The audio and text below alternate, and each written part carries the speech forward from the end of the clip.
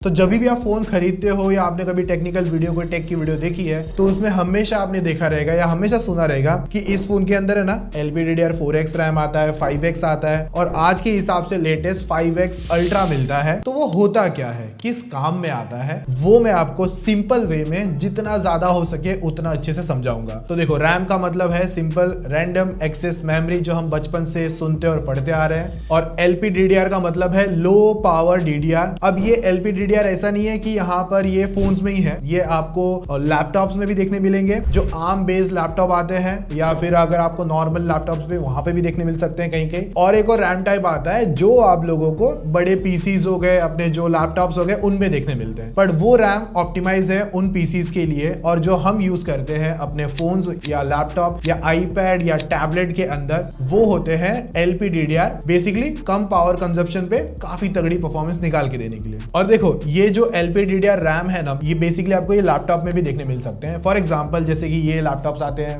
ये मैकबुक हो गया, क्योंकि इसके अंदर जो प्रोसेसर है ना वो आपको ARM बेस्ड देखने मिलता है, तो वहां पर LPDDR या जो कह सकते हो लो पावर कंजप्शन डिवाइस है वो रिक्वायर्ड होता है। तो यहाँ पर इसमें या फिर स्नैपड्रैगन के जो लैपटॉप्स आ रहे हैं उनके अंदर भी सेम रैम टाइप देखने मिलेगा, इवन आईपैड्स वगैरह में भी। और रैम किस पे काम में आता है? फास्टर ऐप लोडिंग के लिए, स्मूथ मल्टीटास्किंग हो गई, बेटर गेमिंग एक्सपीरियंस और स्टेबल बैकग्राउंड प्रोसेस के लिए। तो देखो, जब फास्ट ऐप लोडिंग की बात होती है तो वहां पर रैम भी काम में आता है और आपके फोन की स्टोरेज भी काम में आती है। पर देखो, स्टोरेज का एक अलग वर्क है। अगर आपकी जो एप्लीकेशन आपने फास्ट तो खोल दी है, लेकिन अगर आप चाहते हो कि वो बैकग्राउंड में लॉन्ग रन तक के लिए रहे, वहां पर रैम की ज्यादा रिक्वायरमेंट है। फॉर एग्जांपल ऐप ओपनिंग में, जैसे कि अगर सिंपल वे में कहें, स्टोरेज जैसे काम आ रहा है, वैसे रैम भी काम आती है। मतलब एक हाथ से ताली नहीं बजती, दो हाथ लगते हैं तब जाके ताली बजती है, उस हिसाब से समझ सकते हो। तो करंट टाइम में अगर आप देखते हो ना, तो आपने LPDDR4, 4X, 5X, 5X ultra, ये रैम अभी तक करंट मार्केट में अवेलेबल है। पर आने वाले टाइम में LPDDR6 रैम भी हमको देखने मिलेंगे। 2026 तक नए डिवाइसेस आएंगे। अगर सबसे जो बेस्ट है, मतलब अभी के टाइम पे, जैसे कि यहाँ पर आपके Vivo X200 Pro आता है, iQOO 13 आता है, OnePlus 13 आता है, और भी डिवाइसेस है लिस्ट में अगर आप देखते हो तो। लेकिन ये हमको मोस्ट ऑफ फ्लैगशिप फोन्स में देखने मिलते हैं। तो देखो फर्क क्या है 4 और 5X अल्ट्रा, और एग्जांपल के लिए हम 6 भी रख के चलेंगे। तो इनमें डेफिनेटली आपकी जो मैक्स स्पीड है वो 4X के अंदर आपको कम है तब के हिसाब से। बट अगर आप 5X अल्ट्रा पर आते हो तो 9600 से 10700 प्लस तक का आपको बैंडविड्थ देखने मिलता है MBPS के हिसाब से। और अगर फास्टर देखते हो तो डेफिनेटली प्रीवियस जनरेशन से आपको चीजें फास्टर जरूर देखने मिलेगी।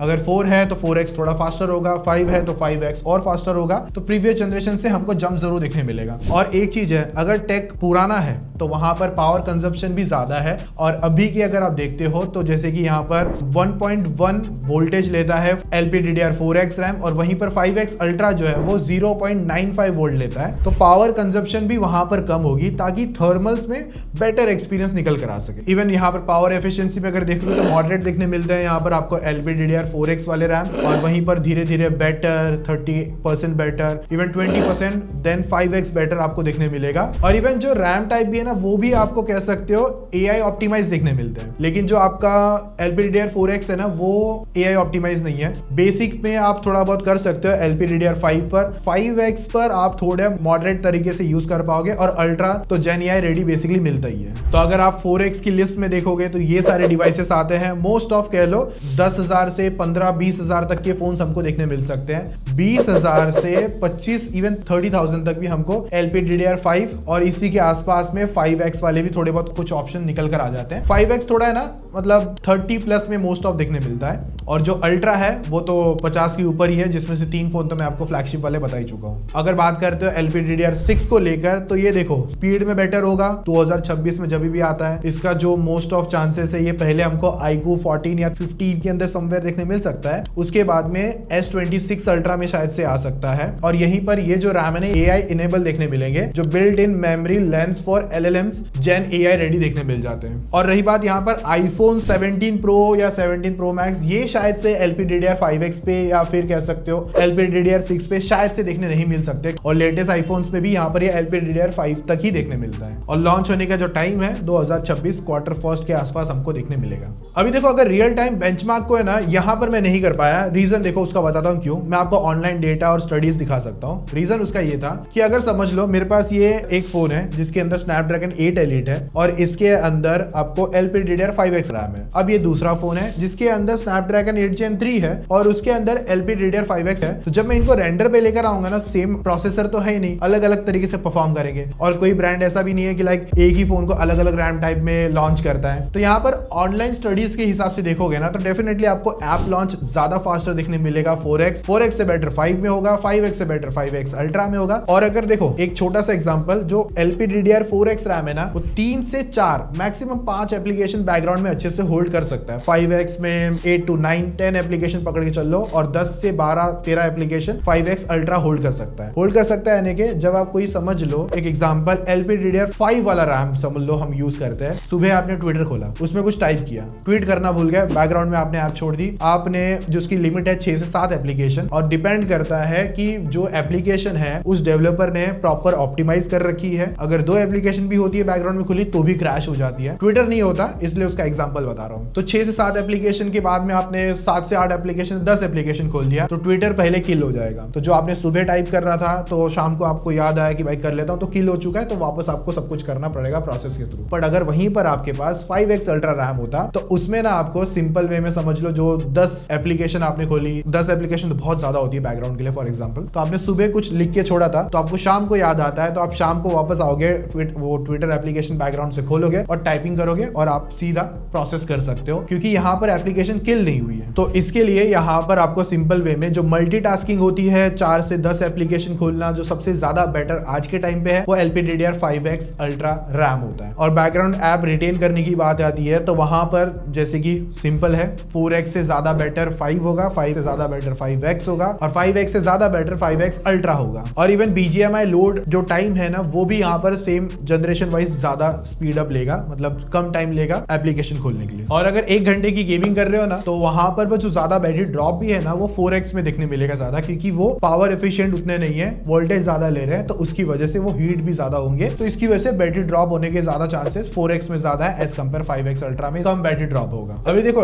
LPDDR4X आज थोड़ा सा ओल्ड हो चुका है, बट जब ये नया आया था तब डेफिनेटली फ्लैगशिप फोन्स में भी मिलता था, पर आज के हिसाब से उतना कंसिडर करना बेटर नहीं होगा। एक एग्जांपल समझ लो, जब LPDDR4X आया था, ओल्डर फ्लैगशिप देख लो, 2017 और 19 के जो फ्लैगशिप आते थे उनके अंदर हमको दिखने मिलता था, और वहीं पर आज वो मिड रेंज के अंदर दिखने मिलते हैं 2024 के हिसाब से देखते हो। और जो वहीं पर रैम LPDDR5 और 5x जो रैम टाइप है वो हमको 21 और 24 के आसपास फ्लैगशिप फोन्स में मिलते थे, जैसे कि स्नैपड्रैगन 8 Gen 1 और 2 के अंदर ये आया करते थे। और वहीं पर 5x अल्ट्रा अगर देखते हो, जो 2024 के बाद के फ्लैगशिप फोन्स है, जैसे कि 8 Gen 3 या Dimensity 9400 प्रोसेसर के साथ में हमको मिलते हैं। और अभी के हिसाब से देखते हो तो 5x और 5x अल्ट्रा ये आज के लिए ज्यादा स्टैंडर्ड है। बाकी आप जो डिवाइस यूज कर रहे हो उसके अंदर कौन सा रैम टाइप है, आप वो कमेंट करके जरूर बताना। आप 4x वाले यूज कर रहे हो कि 5x या 5x अल्ट्रा वाले रैम टाइप डिवाइस यूज कर रहे हो, कमेंट में जरूर बता देना। तो अगर सिंपल वे में समझते हो ना, तो यहाँ पर जो कैजुअल यूजर अगर आप हो, जैसे कि इंस्टाग्राम व्हाट्सएप चलाते हो, तो वहां पर आपको 4x वाले रैम टाइप फोन ऑप्शन ठीक है। और वहीं पर अगर आप एक वैल्यू गेमर हो या क्रिएटर हो तो वहां पर आपके पास 5x एक अच्छा ऑप्शन होगा। और प्रो गेमर हो, प्रो एडिटर हो एक तरीके से, तो आपके पास 5x अल्ट्रा डेफिनेटली एक बेस्ट ऑप्शन होगा AI के साथ में, तो वो आपको फ्यूचर प्रूफ डेफिनेटली LPDDR6 और आने वाले टाइम में LPDDR6X भी बेटर दिखने मिलेंगे। अगर आप रैम टाइप का समझ रहे हो ना, तो आपके ये हाथ में नहीं है कि आप चाहते हो कि आपके फोन में 4x हो, 4x अल्ट्रा हो, ऐसा आपके हाथ में नहीं है। यहाँ पर जैसे कि एग्जांपल दूं मैं आपको सिंपल तरीके से, अगर कोई ऐसा ब्रांड है जो फोन बना रहा है और उसमें सपोज पीसी की बात कर रहे हैं, अगर हम असेंबल पीसी बनाते हैं ना, तो किसी ने एक ऐसा प्रोसेसर के हिसाब से एकदम तगड़ा पावरफुल एक एग्जांपल जीपीयू ऐड कर दिया है, तो प्रोसेसर की तो पावर है देने के लिए, बट जो जीपीयू वो और ज्यादा पावरफुल हो जाता है। तो अब क्या होगा, चीजें लिमिट होना चालू हो जाएगी, चीजें मैं कह सकता हूँ बॉटलनेक चालू हो जाएगी। तो वो हम पीसीज वगैरह के अंदर मतलब गलती हो सकती है, अगर जिनको पीसी वगैरह बनाने नहीं आते, मतलब उनमें बॉटलनेकिंग का इशू हो सकता है। बट जो पहले से प्री बिल्ट आते हैं, जैसे कि अगर आप ये लैपटॉप पकड़ लो या कोई और लैपटॉप पकड़ लो या आपका पीसी जो पहले से प्री बिल्ट होकर आ रहा है, जो पीछे इंजीनियर बैठा है उसने प्रॉपर वे से सेटअप कर रखा है कि हाँ इस प्रोसेसर के साथ में,